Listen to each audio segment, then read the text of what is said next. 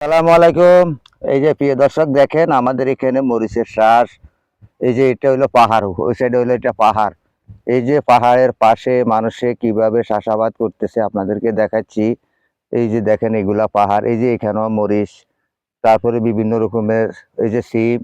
এখানে দেখা যাচ্ছে যে এগুলা সিম, সিম চাষ, মরিচ চাষ, বিভিন্ন রকমের চাষাবাদ নিয়ে এখানের কৃষকেরা আছে। কেউ বেকার বসে থাকে না। কিন্তু পানি যদি থাকতো তাদের আরো চাষাবাদ হইতো, আরো চাষাবাদের মাধ্যমে তারা এখানে নিজেদের ভাগ্যটা পরিবর্তন করে নিতে পারতো। কারণ অনেক কৃষক আছে তাদের কৃষিকাজের উপরে তাদের নির্ভর। কৃষিকাজ করে যে ফসলগুলা পাবে সেই ফসল দিয়ে তারা নিজেরা খাবে, নিজেদের ছেলে মেয়ে এগুলারে লেখাপড়া শিখাবে। লেখাপড়া শিখাইয়া এদের এটাই তাদের আশা। আর তারা বিভিন্ন জায়গাতে হয়তো কিছু কাজকর্ম করে।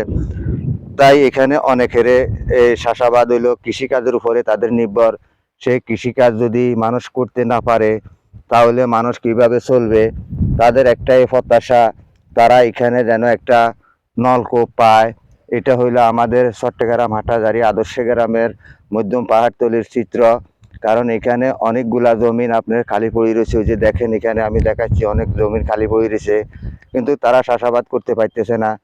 এই যে সম্পূর্ণ জমিন খালি। তাহলে আমাদের এই জনবহুল বাংলাদেশে যদি এইভাবে পড়ে থাকে তাহলে তো আমাদের অভাব লেগেই থাকবে। আমাদের ভাগ্য থেকে আমাদের এই অভাবগুলা আর যাবে না। তাই আমরা চেষ্টা করতে হবে, যেখানে চাষাবাদ করা যায় সেখানে পানির যদি সমস্যা থাকে পানির ব্যবস্থা করতে হবে। তাহলে আমরা এই নতুন বাংলাদেশকে নতুন একটা স্মার্ট কৃষিতে পরিণত করতে পারবো। সেই প্রত্যাশা রেখে আমি আব্দুল মতিন ইউটিউব চ্যানেল ও ফেসবুক পেজ থেকে বিদায় নিচ্ছি। আসসালামু আলাইকুম।